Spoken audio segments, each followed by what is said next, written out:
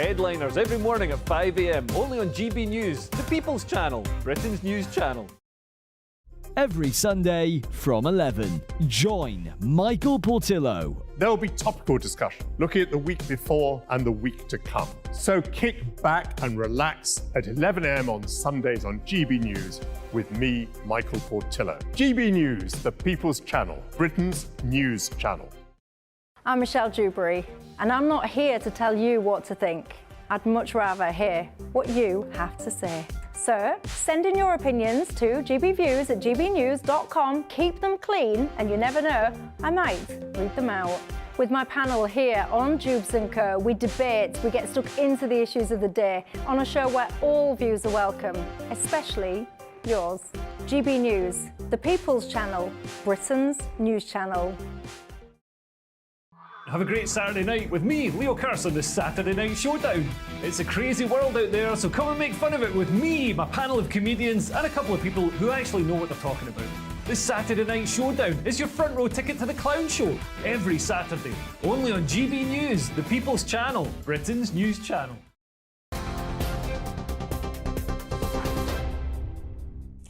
You're with GB News. Good evening. The main story tonight, the mother of the murdered teenager, Barnaby Webber, says Nottinghamshire police have blood on their hands after her son's killer was sent to a high-security psychiatric hospital rather than prison.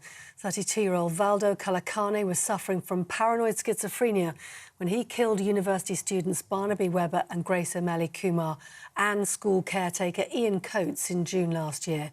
He pleaded not guilty to murder due to his mental condition, but did admit manslaughter. Speaking outside the court, the victims' families said the triple killer had made a mockery of the system and got away with murder. The fails from the police, the CPS, the health service have resulted in the murder of my father and these two innocent students. The NHS Mental Health Trust have to be held accountable for their failures along with the police. All we can do is hope that in due course some sort of justice will be served. This man has made a mockery of the system and he has got away with murder. Meanwhile, the government has been defending its record on tackling knife crime in a third crackdown in 8 years. The Home Secretary says the new restrictions are aimed at closing what he calls a loophole, which allows some types of so-called zombie knives to be kept and sold. While Labour says the new legislation doesn't go far enough and there needs to be tougher penalties, James Cleverly says the government is taking the right action. I became Home Secretary. I made the immediate decision to go further, to put forward this secondary legislation to support what we've already done, to make the possession of zombie knives illegal and to close the loophole. So I'm very pleased we're taking action now. We have seen a reduction in crime. We have a plan to drive it down further. That plan is working. We're determined to take these knives off the streets. Cleverly. Now, criminal gangs who try to smuggle items into prisons using drones will face new penalties. New 400-metre no-fly zones are now in force around British prisons. It means anyone caught trying to fly items like phones, drugs or weapons into prisons using drones will pay a £2,500 fine. There'll also be a 10-year maximum prison sentence for anyone breaching the restrictions. Meanwhile, shoplifting offences in England and Wales are at the highest level in 20 years. The Office for National Statistics says more than 400,000 offences were recorded in the year to September. That's up by nearly a third. Downing Street says ministers are looking into how to tackle the rising problem. And lastly, more work is needed to tackle obesity among children amid warnings that increases due to the pandemic could cost more than £8 million a year. A new study has found obesity in English children rose significantly among those at ages 4 to 5 and then again at ages 10 to 11. Researchers have warned that overweight kids will cost the NHS more as they get older because fatter children tend to become obese adults. They also found that children living in deprived areas of England are twice as likely to be overweight than those from better-off backgrounds. And that's the news on GB News across the UK on TV, in your car on digital radio and on your smart speaker. This is Britain's news channel.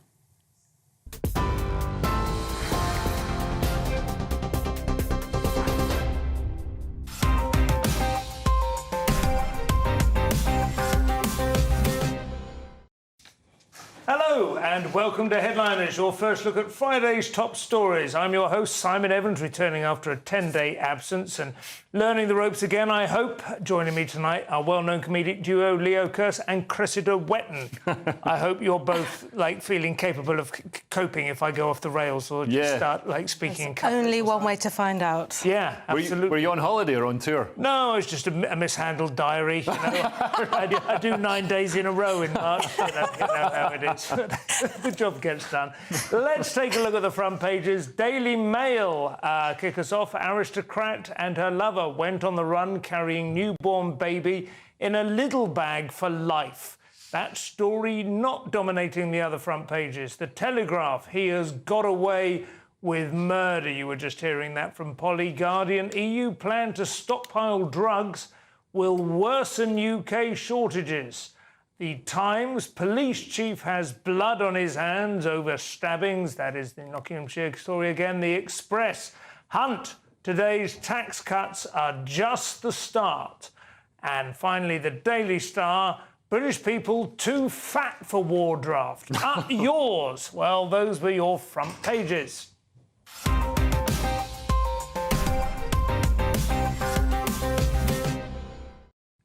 So we kick off in-depth look into the papers with the front page of the Telegraph, Leo.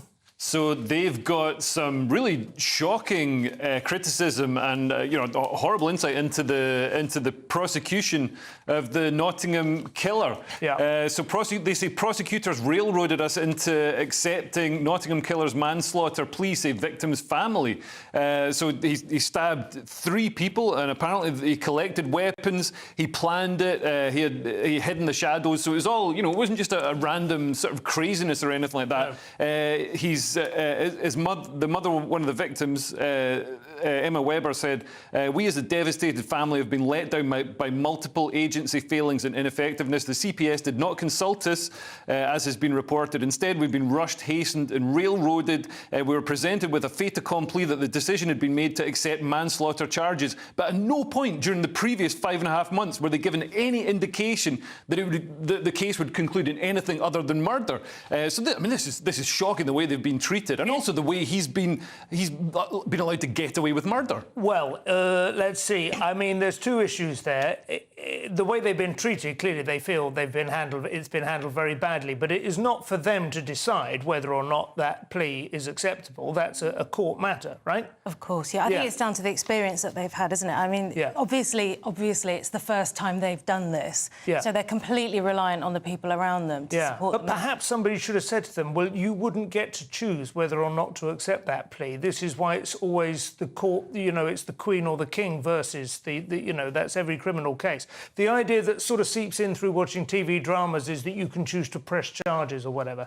That's not how it works. They should at least be kept informed. And it looks like they were informed the other way. They were under the impression it was going to be a murder case, and certainly looking at all the evidence, it's very surprising that it wasn't. And well, she says we trusted in our system foolishly, as it turns out. We do not dispute that the murderer is mentally unwell and has been for a number of years. But the whole the planning, the premeditation. The premeditation suggests that he was capable of planning and strategy. But we've seen, some of the worst murderers in history have been more than capable of planning and strategy. But they are also paranoid schizophrenic who. His condition is accepted by the medical community as meaning that he will be kept at Her Majesty's pleasure, His Majesty's pleasure at Broadmoor or somewhere similar, for the rest of his natural life. He's not got away with it in the sense that he's back out on the street. Well, he's been allocated to. I think what is going on here is and I think it's kind of against the backdrop of a quite dangerous drift generally in this country, a misunderstanding of what amounts to mental illness and what amounts to. A condition which may or may not mitigate against a plea of murder being appropriate or a charge of murder. He's not a bit depressed or sad or enraged. He is.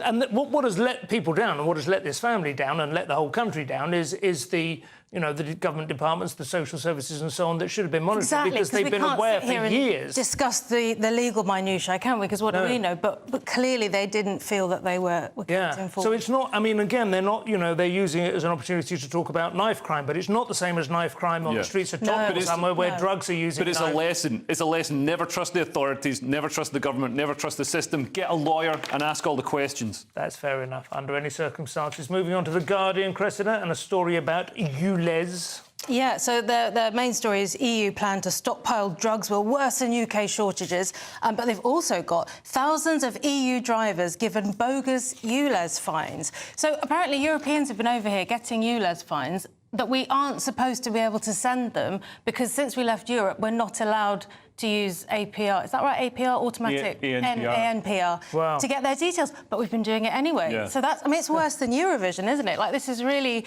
bad neighbouring from us. Yeah. So it looks like the French are gonna try and sue over this. I mean, I don't know how I feel about it. I'd like to see the Continentals paying their way. It angers me. Yeah, I'd rather see just them pay and not anybody in Britain. I drove into, this was about 5 years ago now, we rented a car on a holiday in Italy, and on the last day I had to come back early to do a gig, and so we drove into Rome, which it was quite some way, so as I would eventually go to the airport. And we were like, this is amazing. I thought Rome would be much busier than this. And gradually it dawned on us that private traffic is essentially banned from the centre of Rome. Right. Once we realised we had broken a fundamental rule and it was too late to go back, we had the most amazing day. Parked right outside the Pantheon, like almost on the steps, you know, driving around the inside of the Colosseum. Just fantastic. And then I went home and waited for my fine, and it was about 90 quid, I think. You know, so it was totally worth it. Yeah, absolutely. But they did have that system then. Yeah, data rules are pretty tight. So, you know, especially when data travels across borders, you're not really allowed to do it. So Sadiq Khan will hopefully be jailed for a couple of decades. But at the very least, kept in Broadmoor. Yeah. What are the Times going on about? A story about how small our army is. This seems to be some concern, this number of papers covering this from different angles, Leo. Yeah, so the US fires shot across the bows about the British armed forces. So Britain needs to reassess the size of its armed forces in light of rising threats across the world, the US Secretary of the Navy has said in a rare warning between allies. And I think this is only going to become more of an issue as, I mean, Trump looks inevitable to be the next emperor of America. This is one of his big slogans, isn't it? I mean, this is the one that was most famous when he went to Germany and told them to back up their ideas. Yeah. I have some sympathy with it. I don't like the sabre rattling that's going on, though. Literally, my 16-year-old son last night was in some mental distress. There was a lot of stuff being shared on social media about the likelihood of a call-up. And kids at 16 don't entirely understand whether or not that is plausible, you know. No. And I think they should just take the heat out of that a little bit, don't you? Yeah. They being the people sharing this stuff. Well, I think also the MOD, you know, who I think are obviously trying to lobby and like soften people up for the idea that we need to increase the military budget because the alternative will be conscription when the inevitable war with Russia comes. Yeah. You know, that's kind of part of the argument as well, isn't it? Can they conscript people coming across in small boats? Yes. It's like before you get an asylum claim in, you've got to do 10 years in the armed forces. They've been describing them as military-aged men for some time now, haven't they? Oh, my God, look, this guy served the Janjaweed militia. He's going to be great in the army. They'll be begging to be taken to Rwanda. But it's not as if we don't know we've got a problem. It's a bit mean, isn't it, to go, come on, make it bigger. We can't, we're trying. Yeah. Well, it's true, but it is dismally small these days, and it used to be a source of pride even to the civilians among us. I do think maybe 6 months of national service wouldn't be a bad thing, you know, and getting everyone drilled. I mean, you never know. If we'd done it 20 years ago, but now, you know, we've got a generation of kids that have grown up that hate our country. It's all this now, though, isn't it? They can control drones. Exactly. We're going to have an absolute army of, like, Assassin's Creed. Finally, the Daily Star with a story about how big our people are. This is like this sort of feeds into the same underlying anxiety. This is the other half of it. Up yours. So this is about it says as military top brass call for a citizens' army to face down Mad Vlad. 90% of us say we'd refuse to fight, and also we're too fat. Meanwhile, health chiefs say many Brits would be far too fat to be much use in a war anyway. Well, this is it really. I mean, we can't even recruit police officers, can we, that can run or handle a bit of a squabble on the street, you know, so we're going to struggle with the army. Well, this is it, isn't it? Do you raise the bar and have a few fit blokes, or do you lower it and have some blokes? I think we send the fat people in first. You know, because we don't want to just breed. If all the people die in the army, we don't want to just be left with a breeding stock of fat people. Yeah, but I don't think it is. I don't think obesity is genetic, and believe me, I'm quite a powerfully, convinced hereditarian, generally speaking. But I think obesity is a complex issue. Yeah, but I think it's just the fact that the obese people won't be able to get people to have sex with them. No, that's true. That's fair enough. I don't know what's going to happen, but I do think maybe just the fear of going to war, even though I've just been arguing against the impact it had on my son, might not be a bad thing for the country overall. Right. Do you know what I mean? Just a little hint of war. Well, you never know what you've got until it's gone, as Joni said. That's it for part one. After the break, we'll be exploring Sturgeon's foul-mouthed tirades and Rishi Sunak's pyjamas. We'll see you in a couple of minutes. I'm Christopher Hope. And I'm Gloria Di Piero, bringing you PMQ's Live here on GB News. Every Wednesday, we'll bring you live coverage of Prime Minister's questions when Rishi Sunak and Sir Keir Starmer go head-to-head in the House of Commons. We'll be asking our viewers and listeners to submit the questions that they would like to put to the Prime Minister, and we'll put that to our panel of top politicians in our Westminster studio. That's PMQ's Live here on GB News, Britain's election channel. Good afternoon, Britain. Good afternoon, Britain. Join us, Tom and Emily, To find out what's happening in the heart of Westminster. and why it matters to you. Weekdays from midday, we bring you the most compelling stories from across the United Kingdom. And from your doorstep to our inbox, That's right, we want to hear from you. GB News. Britain's news channel. Wake up to the headlines with Headliners every morning at 5 a.m. We treat you to the day's biggest stories before anyone else, 7 days a week. You can catch up on everything you need to know before you've even had your kippers. Headliners every morning at 5 a.m. only on GB News, the People's Channel, Britain's news channel. GB News, unlike other broadcasters, isn't obsessed with the London-Westminster bubble. We think there's a nation beyond the M25, and that's why we talk about the issues that matter across the land. Join me on State of the Nation, 8 to 9 o'clock, Monday to Thursday, on GB News. Daisy's listening, and you should too. In the GB Newsroom, we bring you the news as it happens. With our team of dedicated journalists across the UK, we're ready to give you accurate reporting every day. When the news breaks, we'll be there with bulletins on GB News, the People's Channel, Britain's news channel. Big news, big debates, big opinion. Patrick Christie's Tonight is the week's biggest show. Every weekday, 9 to 11 p.m, we've got the inside track on the day's top stories. There'll be sharp takes you won't get anywhere else. We will set the news agenda, not just follow it, and I want to bring you along for the ride. Whatever it is, we'll have our finger on the pulse. It's news, but it's this close to entertainment. Patrick Christie's Tonight, 9 to 11 p.m, only on GB News, the People's Channel, Britain's news channel. Your weekend starts here with Friday Night Live with me, Mark Dolan, 8 till 9 on GB News. Big stories, big guests and big laughs as we get you ready for a cracking weekend. That's Friday Night Live with Mark Dolan, Fridays 8 till 9 on GB News. Bring your own drinks, the admission's free. I'm Andrew Doyle. Join me at 7 o'clock every Sunday night for Free Speech Nation, the show where I tackle the week's biggest stories in politics and current affairs with the help of my two comedian panellists and a variety of special guests. Free Speech Nation, Sunday nights from 7 on GB News, the People's Channel, Britain's news channel.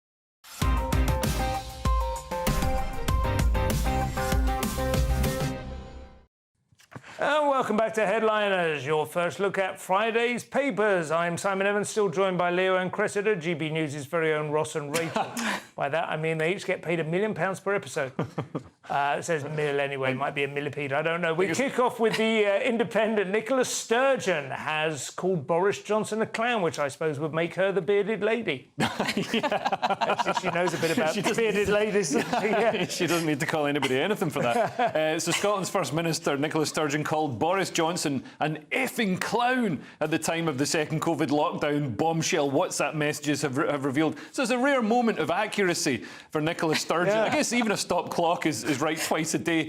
But yeah, she said that Johnson's address announcing a second national lockdown in October 2020 was effing excruciating and awful. She told Miss Lloyd, who was the top advisor, his utter incompetence in every sense is now offending me on behalf of politicians everywhere, adding he is an effing clown. Obviously, you know, she's Scottish, so that just counts as punctuation. Yeah, that's just not real a swearing. fortifier, isn't it? I don't think it'll be long before the clown word is probably asterisked out. It's probably offensive. I do want to know quite what it was. Was it his kind of rhetorical style she found? I think it's the style more than anything else. It was a bit shambolic, was briefed. I don't remember it that He well. wasn't well briefed, he wasn't listening, engagement with him became slightly pointless. Right. This is just her unique opinion, nobody else thought that. Yeah, no, of course, he was infuriating for a lot of people. But on the other hand, I think some of his judgment calls were not the worst, possibly. Well, yeah, I think he was steered by people who had worse judgment, to be honest. I think his natural instinct to not lock down was right. But fair play to Humza Yousaf as well. So he's handed over the message. He could find them on an old phone, and he realised, you know, he found that in a drawer. This is make sure Nicola Sturgeon doesn't come back. I'll release this. And Sturgeon apparently deliberately skirted protocol and discussed how to use the COVID crisis to break up the UK, which is pretty cynical for a politician. I would just one little word of advice if there are any politicians out there who find this useful. I had an Android phone for many years, upgraded within Samsung, I think it was, and then I decided to make a sudden switch to iPhone. And everything swapped over, all the apps. It took about 3 hours or whatever. They all upgraded and adapted. The only one that wouldn't was WhatsApp. Right. WhatsApp messages on Android cannot be transferred to iPhone. Right. And so I had to keep my old Android phone for a while, just in case there were any messages on there, any information I didn't want to lose. But if I chucked it away, that's it. It's gone. Right. Great tip. So you don't have to delete them all or go through them. You just keep switching back and forth between Android and Apple, and that will throw them off your scent. Yeah. Very good, very good. I watch a lot of true crime. That's fascinating. They usually get caught because they tried to delete the messages. Yeah, all you have to do is go, oh no, because I've gone to Apple now, because I prefer the operating system. Daily Mail next. Rishi Sunak has been told to obey his pyjama orders. Is that right? He may be PM. When your wife's a billionaire, bedtime means bedtime, I guess. Cressida, this is you. Rishi Sunak issues warning to ECHR that he won't allow foreign courts to block Rwanda plans after top judge insists pyjama orders must be obeyed. What are pyjama orders? Well, it's this Rule 39 thing. It's when the European Court of Human Rights thinks that there is a clear legal obligation for states to... Sorry, I'm reading the wrong bit. It's when they think you're going to really play up and they've got to step in quickly and go, right, no, stop doing that. No, really stop. So it really is like they're trying to evoke bedtime. So when they stop the flights at night time. So it's outside normal working hours. Right, I see. Yeah. Yeah. So you could get them in your pyjamas. You could get your stop it in your pyjamas. Oh, I see. So Rishi's squaring up to them and saying, no, we're not going to listen. I've written the legislation, the bill, so that can't happen. So it's nothing to do with the fact that Rishi Sunak is still able to wear boys' pyjamas and avoid VAT. or boxers. It's not about that. Yeah, but I mean, what's interesting is like 46 other countries have ignored ECHR agreements. So basically every single country in the EU, and everybody thinks, oh, we've got to follow every single one of these orders. It's like, no, people ignore them all the time. There's been nearly 10,000 of these ECHR judgments that have been ignored by countries in the EU. So we can just say, no, we're going to do it. Why aren't we saying that? And France is sending all its refugees back to Africa, isn't it? Is that something other? Yeah, the UN is doing it. Yes, everybody's doing it. But we're the most sort of weakest, limpest, wettest state in Europe. We're the only one that's actually got a treaty. The others just get chopped off. But this gives the Blob and Rishi and everyone an excuse not to send people away, doesn't it? Because you go, oh, we've got our pyjama orders, we can't do it, even though he's saying he's definitely going to do it. Well, as they say, somebody says, the point of a system, the purpose of a system is to do the thing that it does. Yeah. That's how you understand what systems are for. By which you have to understand that the purpose of the anti-immigration system of the last few years... to let them in. ...is to let them in. It's very, very hard to find any other reading. The Telegraph now, and the CCP has been shown to have misrepresented the COVID virus to keep their citizens in... No, sorry, not the CCP. The BBC has misrepresented COVID. If anybody can tell the difference between the Chinese Communist Party and the BBC. So, yeah, according to the COVID Inquirer, the BBC misrepresented the virus to boost lockdown support. says this top scientist, Professor Mark Woolhouse, who's speaking at the inquiry. So he lambasted the corporation for having repeatedly... Woolhouse, lambasted. Do you see? yeah.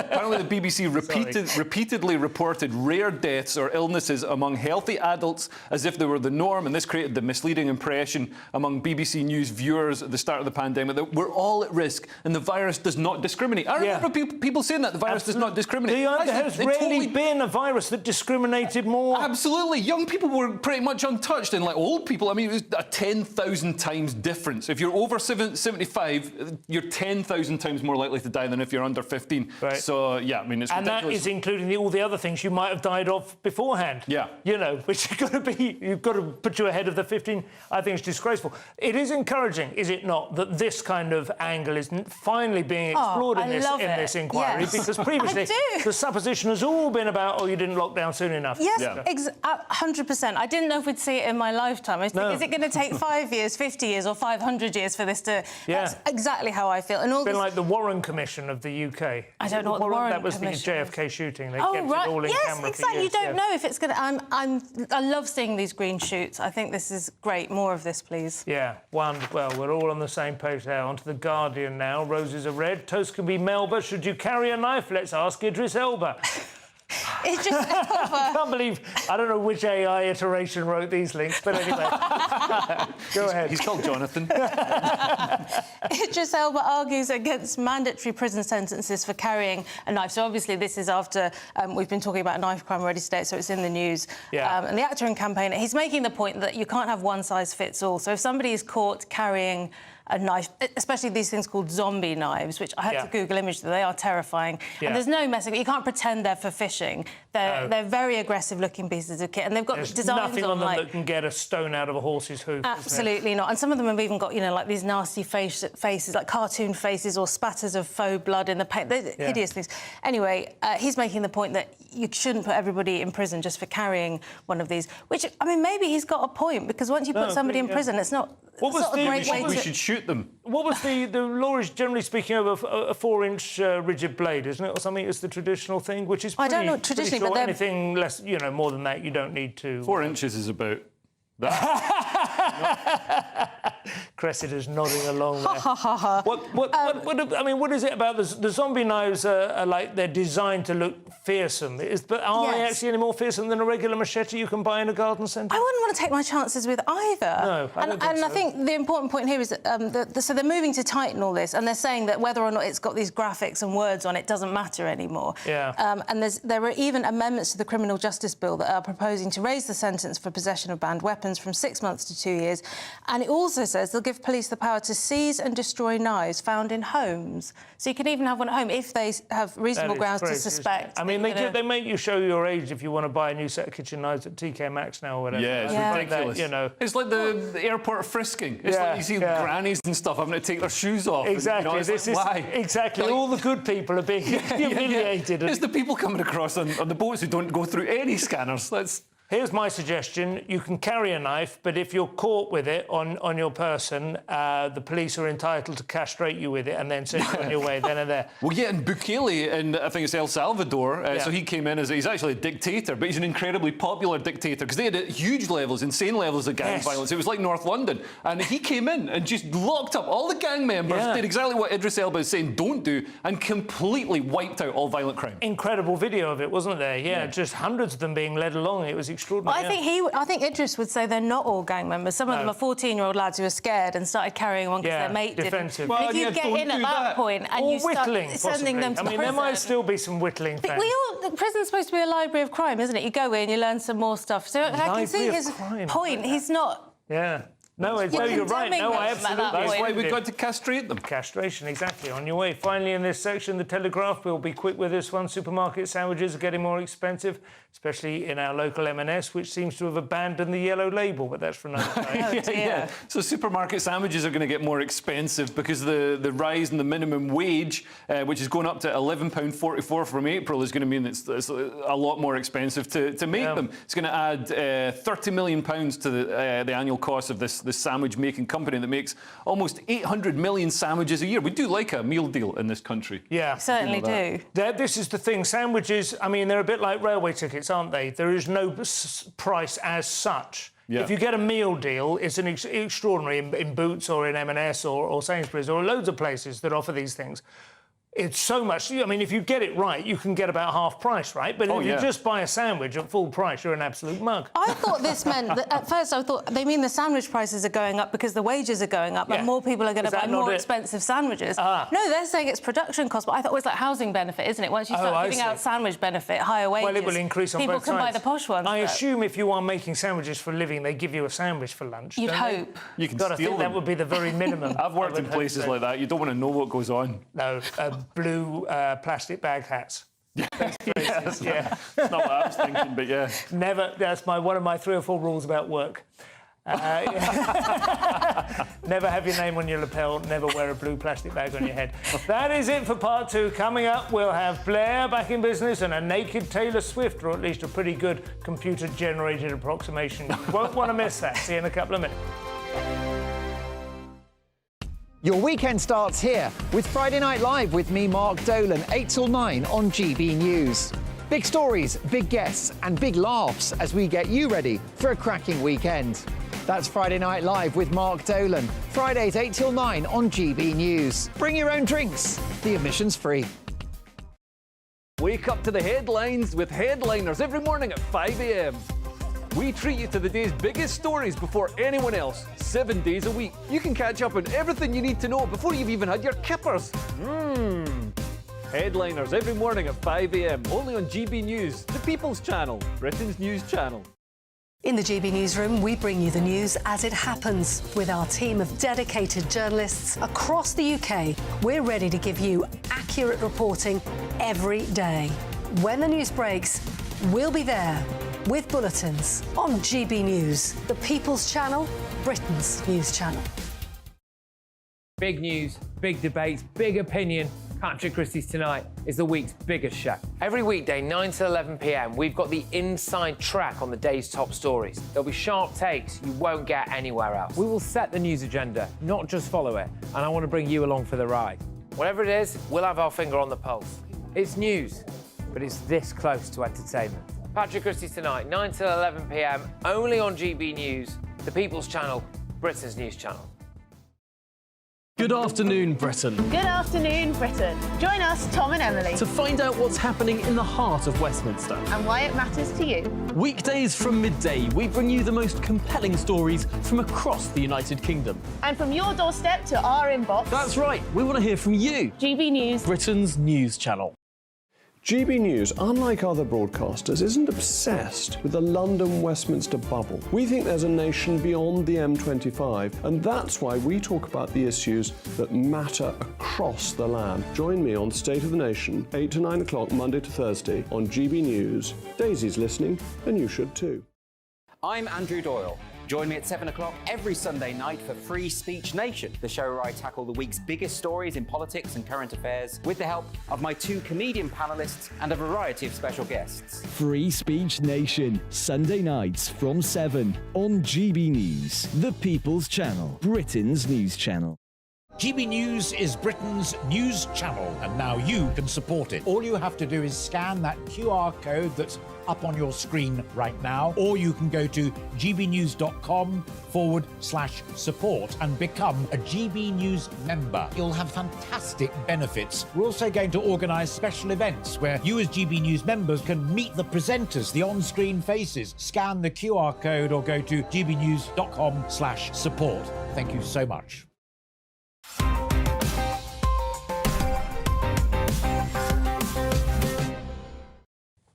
And welcome back to Headliner. So we'll kick off the third quarter or the second half with... don't get caught up on that, Evans. We kick off this section with the Times, and Tony Blair has finally been sent to The Hague residence to work on selling our medical data. Cressida.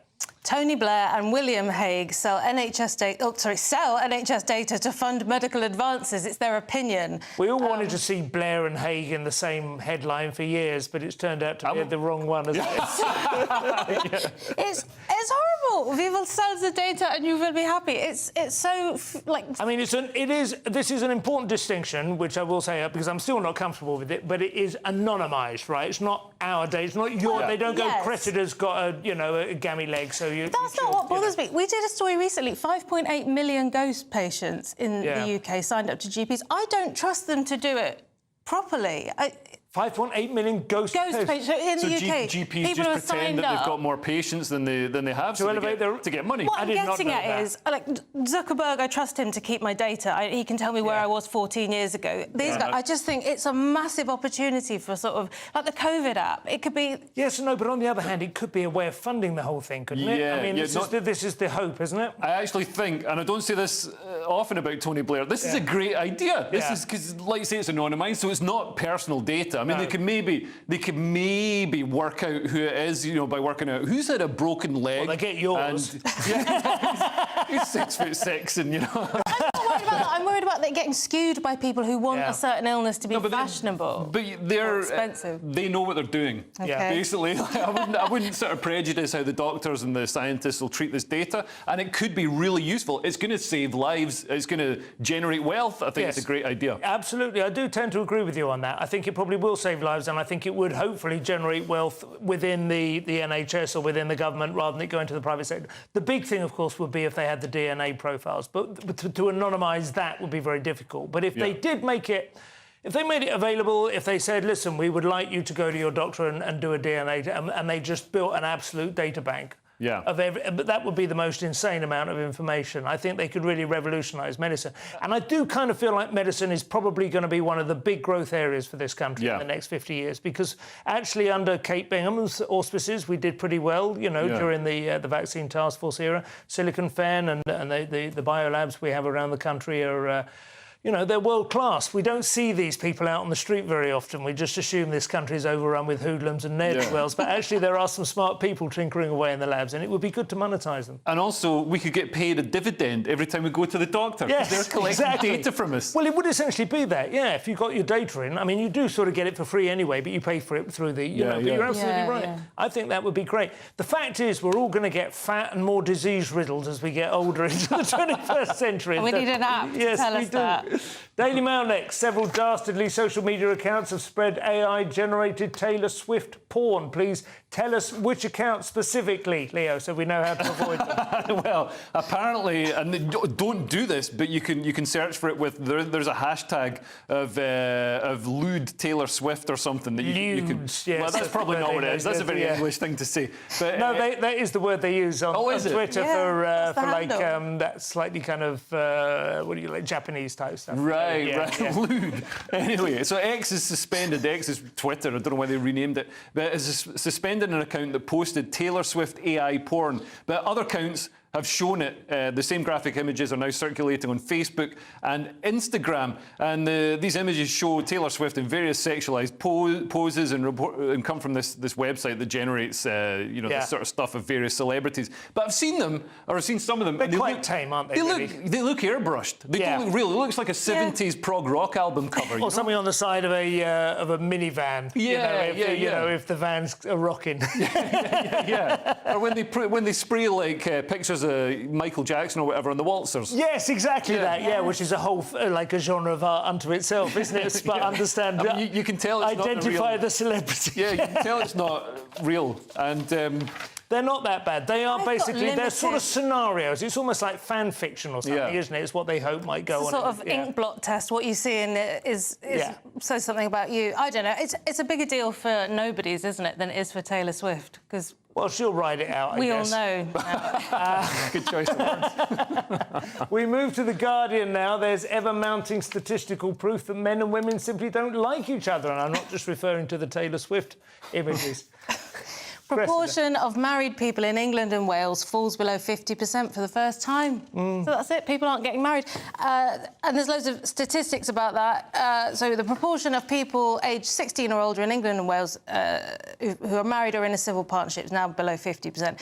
The figure dropped to 49.4 in 2022. So this is a recent thing. It's been quite a slow slide, though, isn't it? I mean, 10 years ago, it was like 51% or something. It's not gone off a cliff or anything. Well, this is the thing. They say it's below 50% for the first time, and they say this is down from 49.7% in 2021. I'll tell you what else is going down. Our ability to do basic maths. Yeah.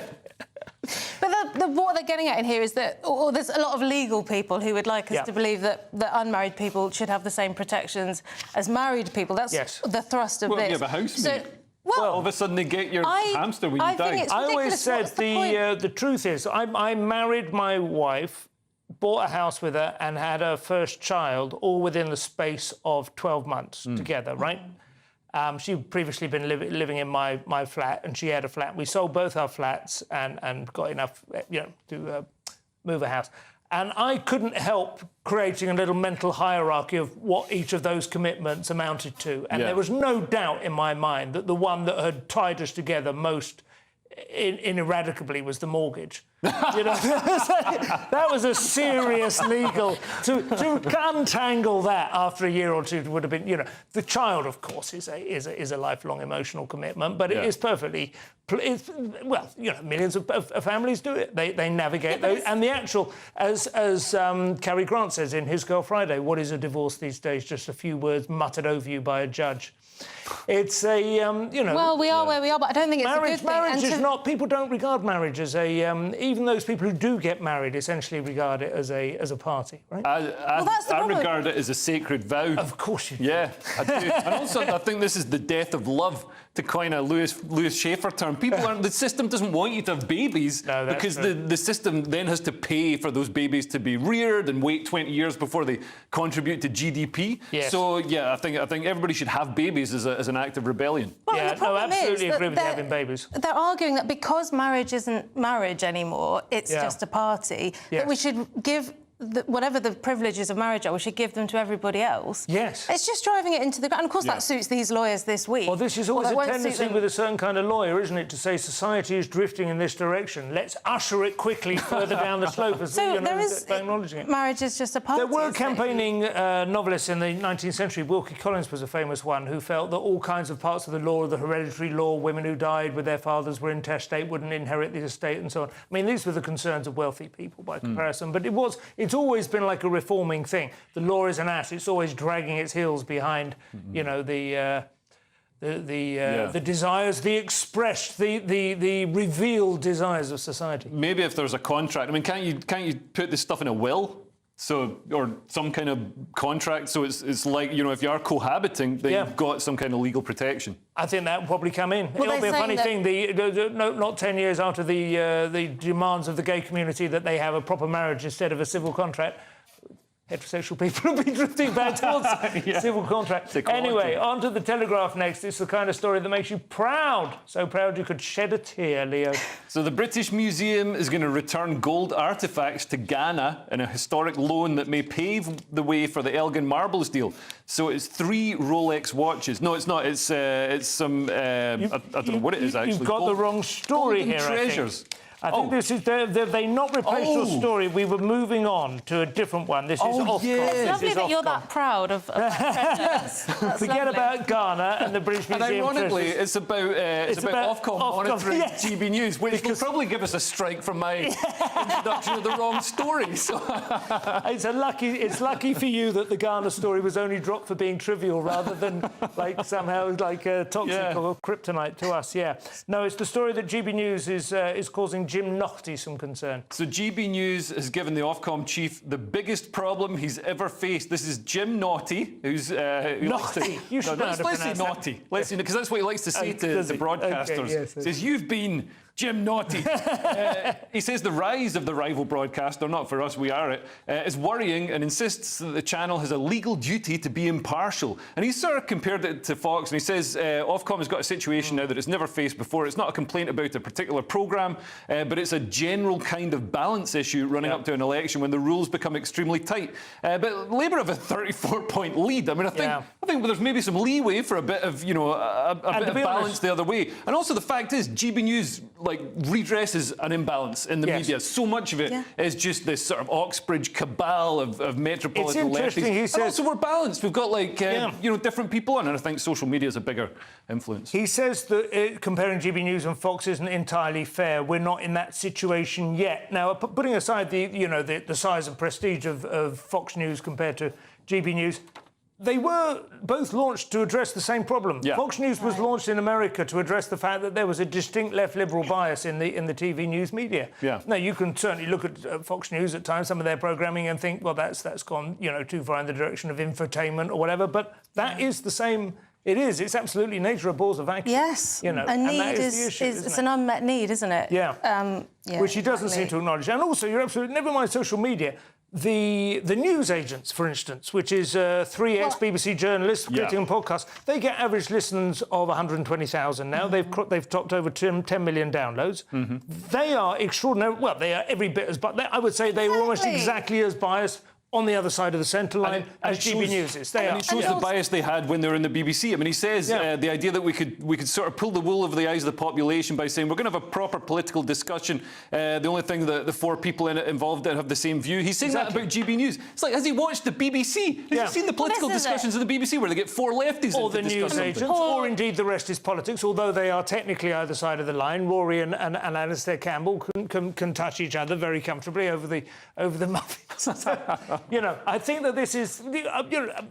I don't understand all the niceties of Ofcom and who it does and doesn't monitor.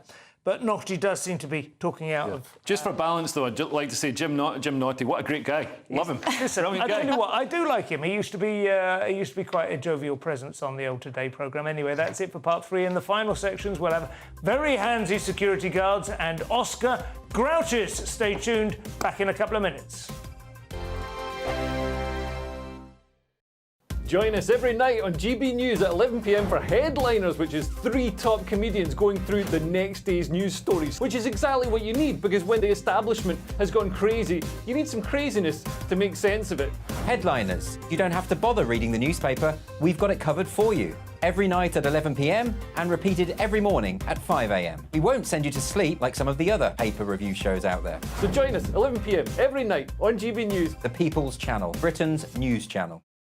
Tired of the usual focus-tested, pre-prepared Westminster runaround? Well, so am I. So you want higher taxes? Is your department to blame for this? Are you rethinking this policy? Every Sunday at 9:30, I'll be sitting down with those in power to get the truth about the issues affecting you.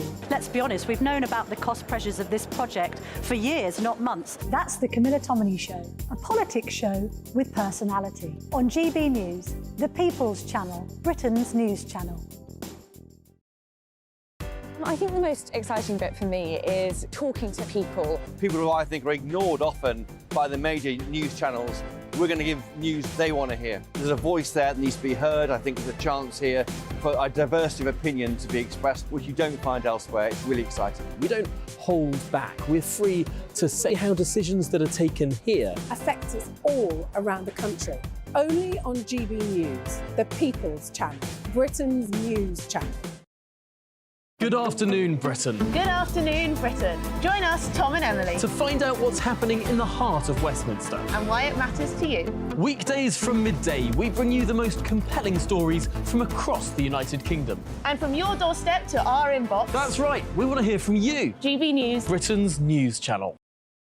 Every Sunday from 11, join Michael Portillo. There'll be topical discussion, looking at the week before and the week to come. So kick back and relax at 11 a.m. on Sundays on GB News with me, Michael Portillo. GB News, the People's Channel, Britain's news channel. Your weekend starts here with Friday Night Live with me, Mark Dolan, 8 till 9 on GB News. Big stories, big guests, and big laughs as we get you ready for a cracking weekend. That's Friday Night Live with Mark Dolan. Fridays 8 till 9 on GB News. Bring your own drinks. The admission's free. Big news, big debates, big opinion. Patrick Christie's Tonight is the week's biggest show. Every weekday, 9 to 11 p.m, we've got the inside track on the day's top stories. There'll be sharp takes you won't get anywhere else. We will set the news agenda, not just follow it, and I want to bring you along for the ride. Whatever it is, we'll have our finger on the pulse. It's news, but it's this close to entertainment. Patrick Christie's Tonight, 9 to 11 p.m, only on GB News, the People's Channel, Britain's news channel.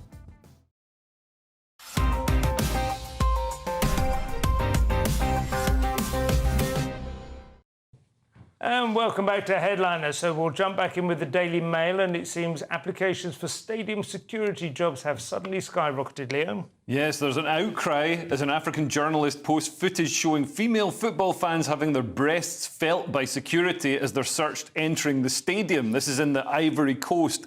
And yeah, I watched the footage. The officer is first seen lifting and squeezing a female spectator's boobs over her clothing before patting down her back and sides, and then ushers the fan on and repeats the process another 2 times. But really, like, goes for it. This is, isn't it? You know, even normally you hear this and you think, oh, come on, what happened? Sexual assault, was it? And you see this, you're like, Christ. What's he called? Luis Rubiales. He'd do well out there, wouldn't he? Who was he, the Spanish? He's the man that's in trouble for kissing his colleague. Yeah. So this is, and we're sure this isn't AI, no? No, this doesn't look like Very AI. good question. Although that could be a name in the Ivory Coast. Yeah. So, what's the legal implications? Is it just a country where you can get away with that sort of thing, or is this man going to be disciplined? Well, we are left without context, aren't we? That's exactly what I would like to know. But the people online are outraged. Do you remember there's that wonderful video that people share sometimes of a bloke just doing the most sort of... People are going into Wembley, he's just sort of gestures. Yeah. It's like Reiki, because he's not actually touching them. Wow. On to the Mirror now with a story about some lifeless, soulless plastic dolls that are putting Hollywood in uproar. That's right. The Oscars are back, Cressida. Very nice. Margo Robbie Oscars robbery being investigated by police after brutal Barbie snub. So apparently Margo Robbie hasn't won any Oscars, but Ken has. She's not been nominated. Which hasn't been nominated, thank you. Yes, exactly. Ryan Gosling has. Yeah. And everyone's very outraged about this. How can you have Ken without Barbie? And I think, is it Greta Gerwig, is that her name, the director? She has not been nominated either. The only nomination is for Ryan Gosling in the pinkest movie of the year. Yes. And I still haven't seen Barbie. Every time I see him, I just think of Matt Hancock singing on the beach. Anyway, the police from Margo Robbie, she's Australian, they've done a hilarious Facebook post saying, and it says, police investigate as Margo Robbied. Police are investigating after a former resident of Ramsay Street. I didn't know she was in Neighbours. Did you know that? No. I had no idea. Former resident of Ramsay Street was allegedly robbed of an Oscar nomination for Best Actress, and then they give some advice about what to do if you think there really is a robbery. So it's a bit of fun, isn't it? I mean, I've got to say, I went to see it. I thought it was trash. I don't understand how it became this. Obviously, somebody got something right. A huge cult kind of advertising and marketing campaign blew up all around it. You know, the way it was twinned with Oppenheimer to all kinds of hilarious effects. Do you think you're the target audience for it? No, well, I know what... I mean, but I think there were people who were capable of... I can enjoy ironic trash. I love Pixar movies and things like that. Right, I've seen lots of stuff that's aimed at kids. I like the Iliad. Yeah.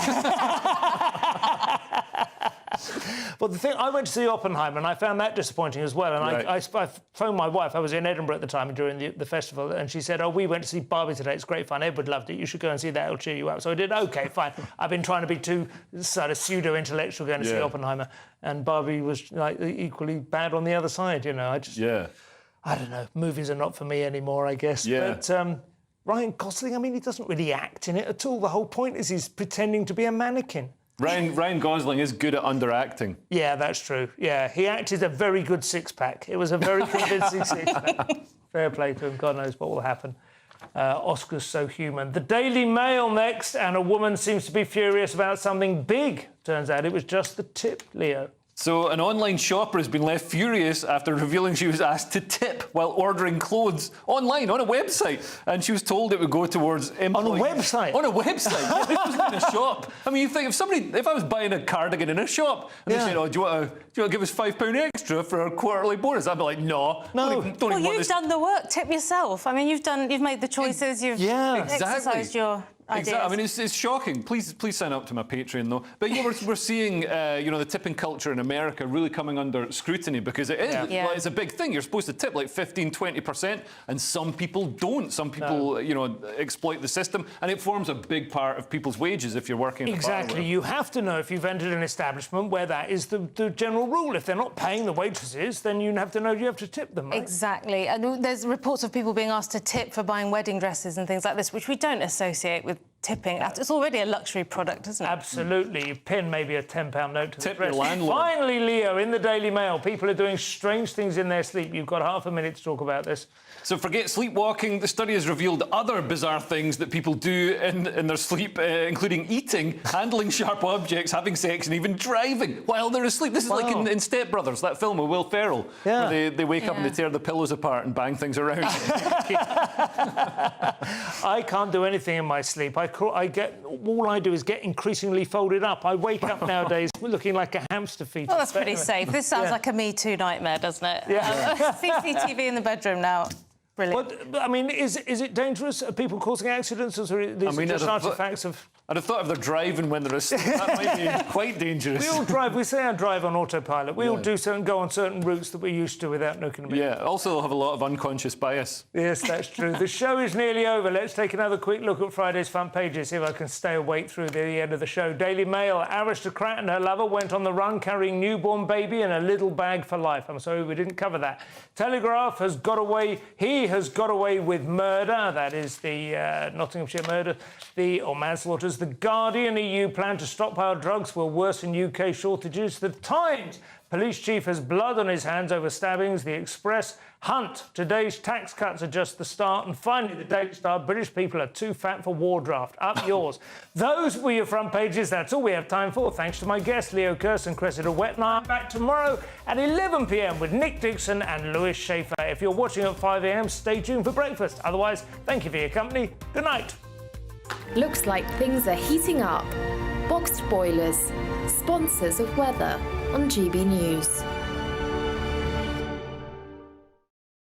Alex Deakin here with your latest weather update from the Met Office for GB News. Good evening. After a fairly cloudy but mild Thursday, Friday looks much brighter, with most of us seeing some sunny spells. A couple of weather fronts to swing across the country, though, tonight. This one's already bringing cloud and rain to parts of northern England and Wales, and this one will bring a band of quite heavy rain that'll zip across Scotland and Northern Ireland this evening, and the gusts will suddenly pick up as that rain band moves across, and it will then spread across most of England and Wales from west to east. So we'll all see some rain through the night, but tending to become dry for most by dawn. Turning quite cold across northern Scotland. Some icy conditions possible here, and the showers will turn wintry. Some snow on the higher routes for sure through the night and first thing in the morning. Elsewhere, though, it's a bright and breezy kind of day. Some early rain across Kent should be gone by sunrise, and then generally, as I said, a fine day with more sunshine than today. Showers will continue to come into western parts of Scotland, and temperatures will be lower than today, won't be as mild, but these numbers pretty close to the average for the time of year. Turning a bit cold on Friday night in the south, some pockets of frost possible on Saturday. Again, outbreaks of rain across the northwest of Scotland. Quite windy here on Saturday too. The breeze picking up elsewhere in the west. A bit more cloud perhaps on Saturday, but still, for most, it looks largely dry and bright, and temperatures up to 9 or 10 degrees Celsius.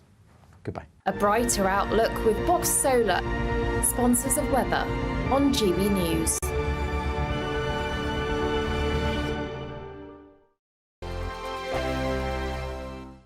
When the news happens, it happens here. And really important breaking news. Breaking news this morning. On TV, radio and online, the news starts here on Britain's newsroom. All the biggest stories and the answers that you need from across the UK and beyond. Join Britain's newsroom from 9:30 on GB News. The People's Channel, Britain's news channel. Have a great Saturday night with me, Leo Curse, on this Saturday Night Showdown. It's a crazy world out there, so come and make fun of it with me, my panel of comedians, and a couple of people who actually know what they're talking about. This Saturday Night Showdown is your front row ticket to the clown show every Saturday, only on GB News, the People's Channel, Britain's news channel. Your weekend starts here with Friday Night Live with me, Mark Dolan, 8 till 9 on